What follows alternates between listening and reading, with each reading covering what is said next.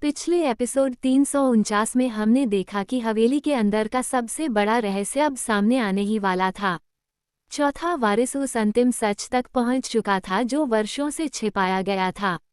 वहीं पाटी ब्रह्मचारी और आरव को तहखाने में ऐसे सबूत मिले थे जिन्होंने पूरे परिवार की कहानी बदल दी थी।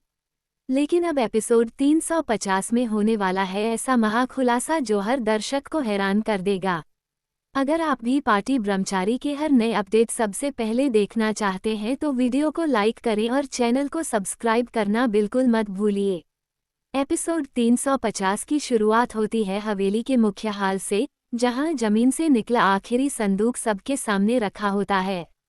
पूरा परिवार सांस रोके खड़ा होता है। चौथा वारिस धीरे धीरे उस संदूक की तरफ बढ़ता है।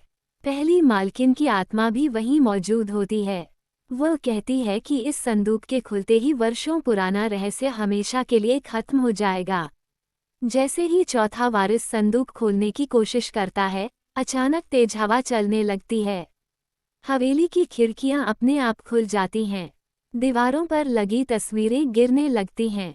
पूरा माहौल डर और सस्पेंस से भर जाता है।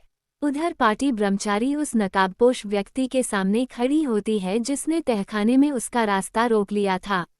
वह बार बार उसका चेहरा देखने की कोशिश करती है, लेकिन नकाबपोश हंसने लगता है। वह कहता है कि सच जानने के बाद सब कुछ बदल जाएगा।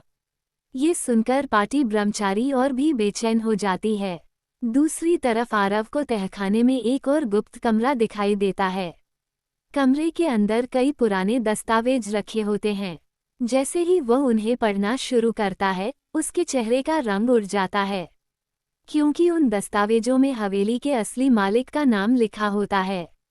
इसी बीच मुखिया हाल में चौथा वारिस आखिरकार संदूक खोल देता है।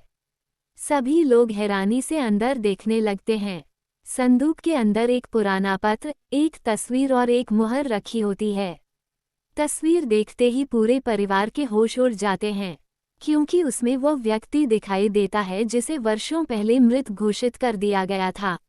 उधर नकाबपोश व्यक्ति धीरे धीरे अपना चेहरा दिखाने लगता है। पाटी ब्रह्मचारी की आंखें हैरानी से फैल जाती हैं। उसे यकीन नहीं होता कि उसके सामने कौन खड़ा है। वो व्यक्ति परिवार का ही एक सदस्य निकलता है। लेकिन कहानी में सबसे बड़ा मोड़ अभी बाकी होता है। वह बताता है कि वह असली मास्टरमाइंड नहीं है। वह तो सिर्फ किसी और के आदेश